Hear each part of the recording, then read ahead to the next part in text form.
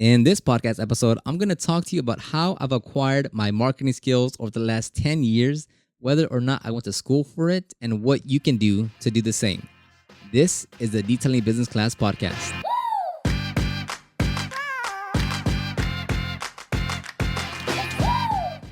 And as I say on every podcast, thank you for tuning in to this podcast episode where we discuss something more so specific to me on how I become this, marketer and how I've been able to acquire all these skills and experience when it comes to marketing. And hopefully like this gives you some takeaways on like, okay, so that's how he did it. Then I can do this way or I can do it like that. Because what you'll quickly realize is there is nothing special that I actually did to get me to the point of where I am with my skill set and experience when it comes to marketing. And hopefully this also shines a light that says, oh wow, well, if that's how he did it and he's able to do that, well then I should definitely kind of, anchor down on my business and really focus more on the marketing side of things. So let's get straight into it. As always, I have my notes here on Asana. I will reference them, read them, and then just kind of expand on that just because every now and then I do try just to wing it. And a lot of times, like as I'm doing the podcast or, as I'm like re-listening to it, or when I'm editing the audio, it's like, I don't really like what I'm saying. And plenty of times I've done a whole podcast episode. And as I'm sitting down listening to it, I'm like, this isn't a good episode. And I'll just scrap it because I'd rather just reshoot the episode or redo it altogether with a different topic versus trying to just post it just because, I already created the content. And you actually see, well, you won't see, but a lot of times I actually don't post a lot of the content that I create because once I'm actually looking at it, I'm like, it's not that great, and I end up don't posting it. Anyways, okay, let's go ahead and get started with today's episode. The first point here, it says, okay, so I get asked all the time how I learned to do what I do, right? So if you look at my portfolio of marketing skills, I mean, it would be in terms of like, okay, like I know how to do YouTube, right? As far as editing videos, creating thumbnails, getting views, and then I've also have this podcast here, which is creating a podcast, the having all the proper equipment, doing the audio, editing the audio, and then actually getting downloads. So and relative to other podcasts, I have a tiny, tiny, tiny, tiny podcast show. But the episodes get around like 1,000 to 1,500 on downloads per episode. And then I have Instagram, which I have 26,000 followers on, which I'm creating. Like the main thing that I'm creating on over there is Instagram Reels. And then on top of that, you have like I've created and managed so many WordPress websites, created so many landing pages. I have online courses, so it's a lot of like digital stuff that I do. And I do get asked quite often, like, hey, so how'd you learn how to do this, and how'd you learn how to do that, and did you go to school for this, or do you have any certification for that? And it's like I do have none of that, other than just real world application to what it takes to actually acquire those skills. So taking it all the way back to when I was a little lad, little chipmunk, I dropped out of college in 2012, 2012, 2011, 2012-ish. I dropped out of college. At the time, I thought I wanted to be a history teacher. So, and I went to community college. I didn't have any scholarships. I didn't go to it. I never went to university. It was a community college, a North Harris Lone Star Community College, and I think this was my second semester. I'm recording.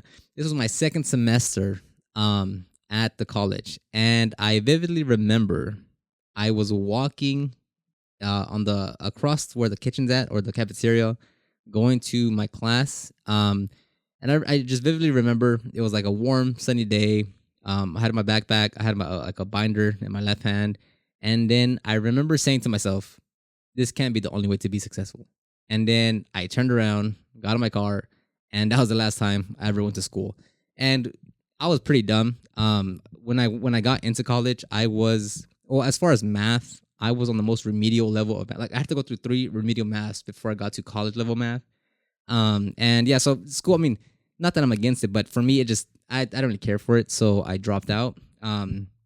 So when I did that, I already had my detailing business. Well, I already had right because I started it like in 2011, but I graduated high school in 2011, so I was still like 17, 18 years old. So I mean, I'm very young at that time, right? I'm still young now. But I remember, and this isn't like an exact chronological order, right? I'm still kind of I'm kind of gonna jump around the timeline a little bit. But at some point after, I dropped out, and at one time I was like, man, but how do I learn more? Like, what am I supposed to do with business? Or is there like, like if you want to market your services, like, should you go to school, or like, is that something that you should do? And I remember I literally went to Google and I Googled, do you need a degree to become a marketer? Like, as straightforward as you know, like, do you need a degree for this? Because at the time I didn't know anything about that, right?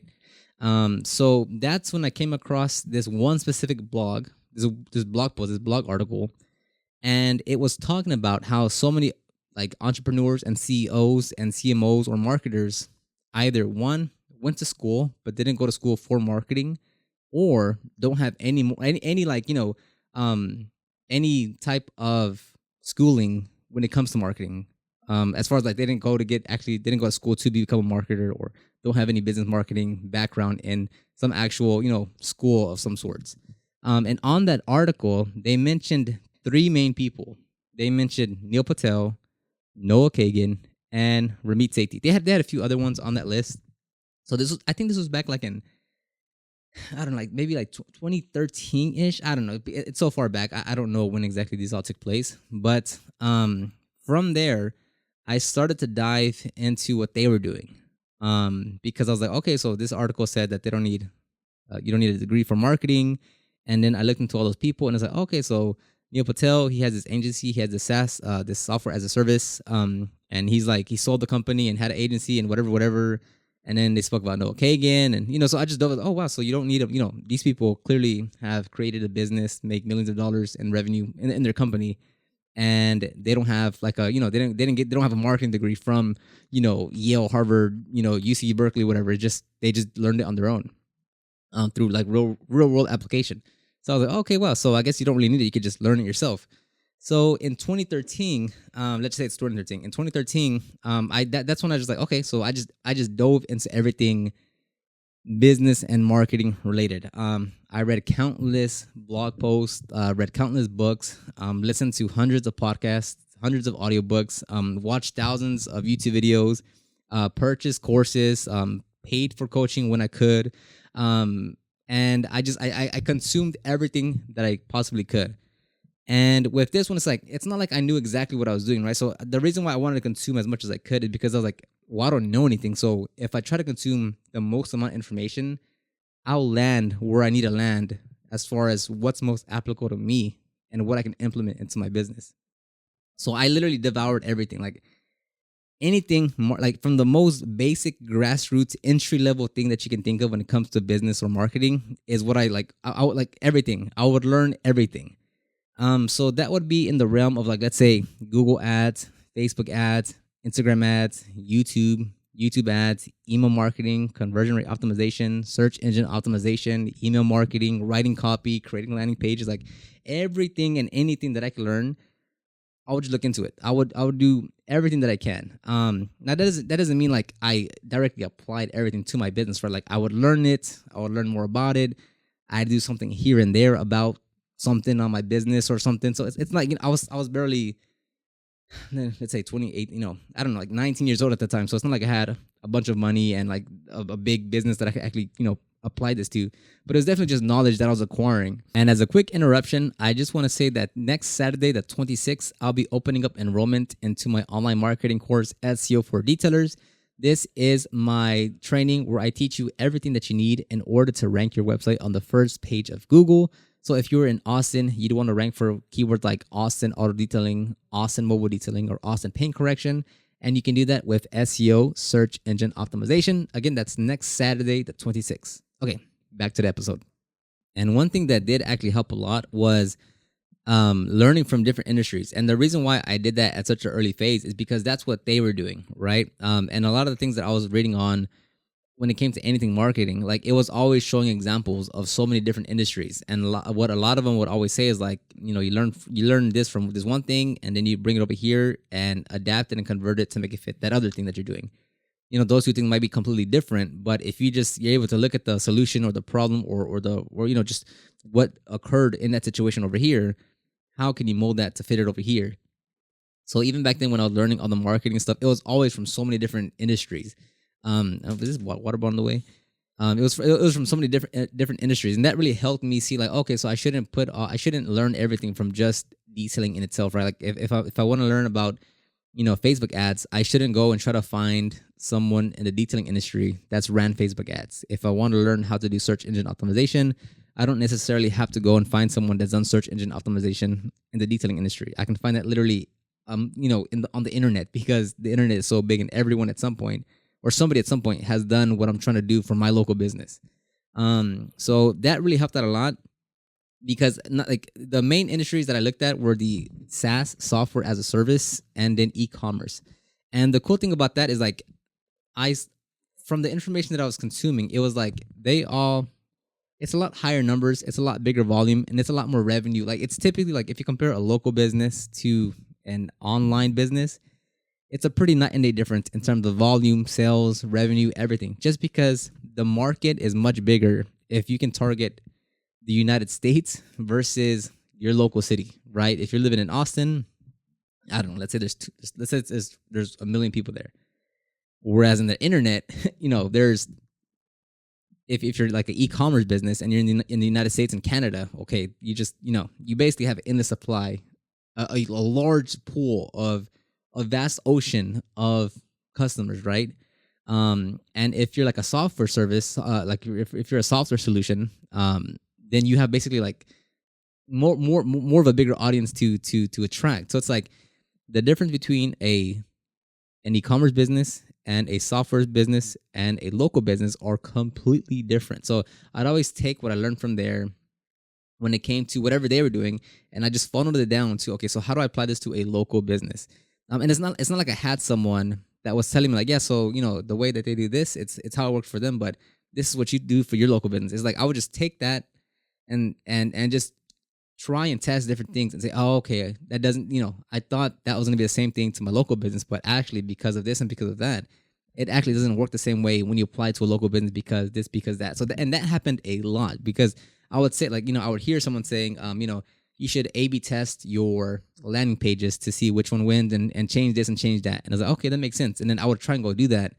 And then in the future, let's say 3 months goes by and I'm like, man, like, why isn't it working for me? And then I'd read more, learn more. And then I'd be like, oh, okay. So that's why, because over here it's that. And over here is it. Oh, okay. I understand now. And that happened a lot, which is why I always say like, it's like, as far as competition goes, and what it takes to like kind of grow your business on a local scale versus, let's say, e-commerce or SaaS, it's completely different, because there's more money to be made on the e-commerce and software side of things.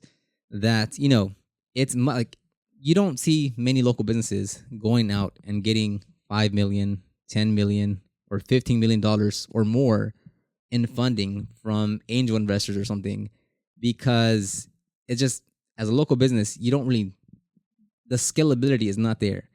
Whereas for a software as a service, as e-commerce, like the scale is there, right? The potential to like dominate a market and to take a large portion of the market share, like, is there. So they do play a pretty different fields, right? Like I for like the way I talk about it internally, like to myself, it's like, just generally speaking, like a local business is more of like the minor leagues, and then like software as a service and e-commerce, that's more like the major leagues, because everything is just faster, bigger, more potential, more money, more revenue, more team, more, like, it's just more than everything that a local business does. And of course, there's local businesses that are much bigger than an e-commerce store or a software, like, of course, but just like as a whole, like as a general statement, running an e-commerce or software service is much bigger and just more volume, more everything compared to a local business. But I will say, as I was learning all this, man, like I completely fell in love with the marketing business side of things, right? That's really what like pivoted me going from like, oh, I'm very passionate about detailing and I love detailing and I want to detail, to like, oh man, like this side is so much more engaging and fun, and like I have a lot more interest in this side. So it's not like that. It's not like from the very get-go, like I've always been super passionate about detailing, right? Like I like both. But once I discovered this side, I was like, oh man, this side is really cool. Act like this is something that I really enjoy. And it goes back to like, if you want to get a partner in your business, which I hear all the time now, it's like you need someone that complements what you like or what you don't like. Meaning, if you're one that's super passionate about the detailing side of things, that simply just wants to focus on the detailing and how do how do you be the best detailer, you're gonna lack most likely than not, which a lot of us do. It's on the marketing, the finances, right? That's where you're gonna lack. So it would make sense to team up with someone that has those skill sets that you don't, right? And if I'm more of like I love the marketing, the business, the strategy, then I would need to find someone that does more of the detailing side of things, right?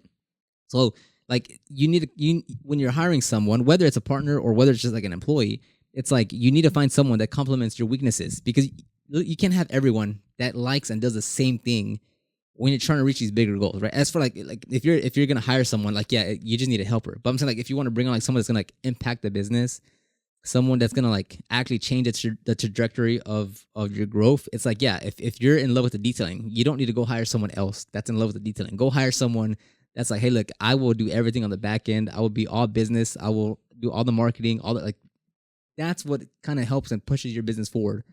Not saying, oh, there's two detailers that really love doing this. Like there's some limitations to that. Because you guys are both going in the same direction. Like you need someone else to go this way and the other person to go that way. So let me go look at my notes here.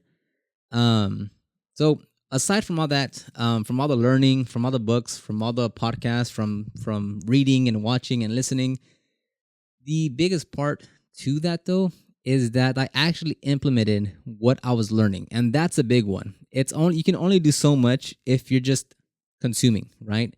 But the next part of that is to actually go out there and put to practice what you learned to see if it actually works. And over the course of I forget the years, but at some point I worked at two marketing agencies. Not too long, like I think combined it was probably like 9 months together, and they were years apart. But that allowed me to do is to take what I was learning from all this marketing, from all the information that I was consuming, and actually apply it to different brands. Most of these brands were in the local space, a local business. But nonetheless, aside from my detailing business, aside from at a certain point, Detail Groove, because that was kind of further down the line. But I was actually able to practice what I was learning across multiple brands, and this gave me the insight of seeing, what do other business owners struggle with, what are the main problems, and that's why I feel so confident talking about like, hey, like this, detailers aren't the only one that struggle with getting customers. Detailers aren't the only one that struggle with hiring. Detailers aren't the only one that struggle with an employee wanting to leave to go start their own business. Like this is everywhere, with lawyers, with dentists, with chiropractors, with accountants, with because I've seen it firsthand across different industries and different brands of different sizes that they're going through the same thing. A business that's doing a million a year at this storefront, they're like, man, how do we get to 2 million, right? And they're like, we need more customers. Yet they're making 1 million per year at this one store. And then there might be another a business in a different industry that's like, hey man, we're making 45,000 a month. How do we get to 65,000? That we want more customers. But talking to the owners, talking to their marketing team, it's like they have the same problems that all us detailers talk about. It's all the same thing, just in a different perspective, in a different industry, and but it's all like, hey, I need more customers. I want to hire better help. I want to increase my prices. I want to make more money. Like we all have these same struggles. So that's what really allowed me to see what it is to work with other businesses and like what their pain points are, and how basically everyone is the same, right? If you're making 5 million a month, you want to make 7 million a month. If you're making 10 million a year, you want to get to 20 million in a year. And it's like, yeah, more customers, more marketing, more, finances, more everything. Like we all have the same problems, just at a different scale. And this is also why I tie into the point of like, hey, should you hire a marketing agency to do your marketing? Or even some question that I've gotten, hey, should I pay someone to do my YouTube videos because I want to start a YouTube channel? It's like, no, because what happens when you stop paying that agency? What happens when that agency isn't getting you results? What happens when that agency goes out of business? What happens when the agency that was getting you results is no longer getting you results? What do you do then? Because all you can do is say, oh, well, it's not working with this agency. Let me go find a new one. Like you don't have the understanding, the comprehension, the skills, the utility of saying, oh no, you know what? I can grow this business. Like if we want to go from 5,000 to 10,000, I can do that. or if we want to go to, if we want to go and scale to like whatever the case may be, it's like you don't have those skills to do that because you've always outsourced it to someone else. Which is why I say like you have to be able, and that's they're back from the mobile field. You have to be able to do this on your own, like marketing your business, acquiring these skills, learning how to say, hey, I can take us from 3,000 to 5,000. I can, rank us on the first page of Google. I can generate leads on a monthly basis. I can, build an email list. I can get videos, like whatever it is that you're marketing. It's like you have to be able to control that on your own and not just give it up to some company because you're going to pay them. Like it simply doesn't work that way. You have to have those skills in-house, meaning yourself, in order to get the proper results. That was a long little tangent right there. I'm sorry. So like to me, it's just like I'm passionate about marketing. I like trying new things. I like strategy. I like, like doing everything. Like it's a passion of mine. It's not a task. It's not this thing that I have to overcome. It's not this like, oh, but I really want to go detail and I have to go do this. Like to me, no, like I love everything marketing. I love reading. I love implementing. I love trying new strategies. Like this is what I'm absolutely infatuated with. I don't know how you say that, but anyways, like that's the way I look at marketing. It's like this is what I do. This is like what I love to think about and strategize and execute on. And if you don't have that, not that you have to have it to that scale, but it's like if you are so against the thought of marketing or like trying to acquire new skills in the realm of marketing and business, it's like you are greatly reducing what you're able to achieve because you don't know how to do that. Like your first thought is, oh, let me go pay someone to do that. But it's like it's just again, unless you have a business partner that said, hey, I'm 100% marketing and business, you're 100% detailing, and you guys can separate that but still work as a team. That's a little bit different. But if you're a one-man band and you're like, man, I want to make more money, I want more consistent, customers, I want to, I want to have just more revenue, I want to grow, I want to hire someone eventually. That comes from really honing in and taking control of the marketing, of the sales, of the business side, and say, hey, I'm gonna learn how to grow this business. Because like just being a better detailer, just getting a better 50-50, just getting 90% swords and scratches out of the paintwork, that's not going to do much. Long term wise, like long term thinking as far as like growing your business, going from removing 80% of the swords and scratches to 90% of the swords and scratches isn't going to make a big impact, right? But generating more traffic, more leads, more sales, yes, that's what's going to change your business and grow and take you to those next levels or phases that you want to be in. And that's another big reason why, and I'm almost at 30 minutes. So that's another reason why that I'm excited to start my own product line. I've mentioned this in another podcast episode and in a YouTube video. But as I've been saying, like since 2013, the information I've been consuming has been more geared towards the e-commerce software as a service space, right? And I've been applying all that to just a local detailing business. And now with the product line, it's like, okay, so like literally now everything that I've been learning is actually applicable. Like it's that's what's like kind of stopped me doing a lot of things for the local detailing business as far as marketing, is because the impact of what I do only goes so far versus what I can do with an e-commerce business, right? Like for instance, if we're posting, like a while ago, I said at this point, like maybe like 5 months ago, I said I was gonna post 100 videos in 90 days on our detailing YouTube channel, on our detailing business YouTube channel. And into like day 3 that I was recording videos, I stopped doing that. And that's because it goes back to this point of like, okay, well, if we do these 100 videos and we build traction and we get views, how far does that take us though? Because our customers are in Houston. Like if we're getting views outside Houston, these videos, what we're doing, the traction, the audience, like it doesn't really take us anywhere. Which is why one of the reasons that I stopped doing that, because I'm like, man, but how far does this take us? But now if I do that for Proper Care and I garner an audience that's primarily based in the US, well then now that's a different goal behind the videos that I'm making.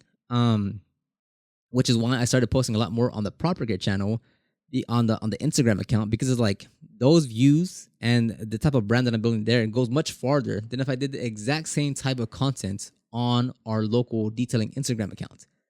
So that's why I'm very excited to be like, okay, like now I can actually kind of, I have more potential in the marketing that I do and the impact that I have, because I have a larger reach now, right? It's not just like local customers that I want. Now it's like, oh, now it's US, now it's Canada, now it's like actually it's a much bigger audience that I can actually try to attract and have an impact for. So I'm there. That's a big reason why I'm super excited and hyped about doing the proper care product line, because there's such a larger potential for me to tackle. And again, it just comes with new problems, right? New problems to solve, new ways to distribute content, new ways to create content, and just at a larger scale with a bigger impact, So that's kind of in a nutshell how I learned marketing, if I even covered that, because I kind of went all over the place. But yeah, so I basically have been learning and doing marketing since 2012-ish, 2013-ish. I've learned everything on my own. I've purchased courses, coaching, books, audiobooks, podcasts. I've just researched so much, and the biggest thing is I've applied what I've learned into actual businesses, whether it was mine, a client. I actually put what I learned into practice, saw if it worked, and iterated on that to see what other results I can get. Like, I actually put what I practiced, and I do that to this day. If I watch a YouTube video, if I listen to a podcast, like, I'll take one little golden nugget and say, okay, bet. That was good advice. I'm going to go try that next week when I do this one thing. So I still do that to this day. It's just something that I find very intriguing, very entertaining. I'm super passionate about it, and I don't see myself doing anything else. As far as like, that's like a big passion of mine, right? Like, and it's great to be able to do something that, like, one, like, obviously I can create brands around this, and it's a very fortunate thing to have, to where my passion is to create a brand that can make money, but I enjoy doing it all, so I'm just very excited to see what I can do with Proper Care. So I'll end it right here, because a 30-minute limit is about to hit, and that means that the camera's going to shut off. So if you want the ultimate guide to start your detailing business, if you want to follow me on Instagram or check out the other YouTube channel, you can check the show notes down below if you're listening to this on the podcast, or if you're on YouTube, you can check the description box down below.